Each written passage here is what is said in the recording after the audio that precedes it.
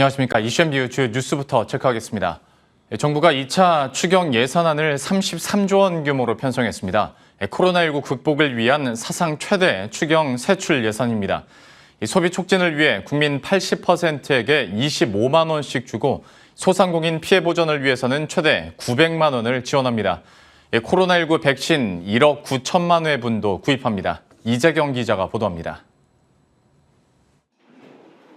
정부가 마련한 2차 추경 예산안은 코로나19 피해 지원과 격차 해소, 경제 회복과 방역에 초점을 맞췄습니다. 세출 규모로는 역대 최대입니다. 재원은 추가 세수 31조 5천억 원에 세계 잉여금과 기금 재원 3조 5천억 원, 그리고 기정 예산 3조 원으로 구성했습니다. 이 가운데 33조 원은 추경으로 편성하고 2조 원은 국가 채무를 상환하는 데 씁니다. 나머지 3조 원은 취약계층 지원에 투입합니다. 정부는 코로나19 극복을 위해 소비 진작에 비중을 뒀습니다. 국민지원금은 가구 소득 하위 80%인 가구에 1인당 25만 원씩 지급합니다.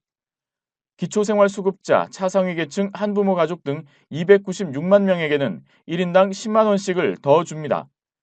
신용카드나 현금카드 사용액을 2분기보다 늘리면 10%를 캐시백으로 돌려주기로 했습니다.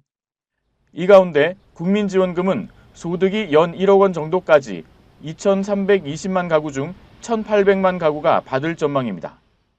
확정 시에 구체적인 지급 기준 및 대상자는 국민지원금 법무지원 TF에서 신속히 마련하여 추경 후 한 달 내 지급이 시작될 수 있도록 철저히 준비하겠습니다.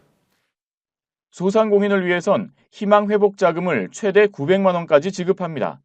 지난해 버팀목 플러스 자금보다 500만 원이 더 많습니다. 한 번이라도 집합 금지나 제한 조치를 받거나 경영위기 업종으로 지정됐다면 해당이 됩니다. 1억 9,200만 회분의 백신 확보 등을 위한 방역 예산도 늘렸습니다. 백신 관련 사망 장애 시 최대 4억 4천만 원까지의 피해 보상비, 그리고 인과성이 불분명한 중증 이상 반응 시 최대 치료비 1천만 원 등 국가 책임 강화 예산 등도 적극적으로 반영하였습니다.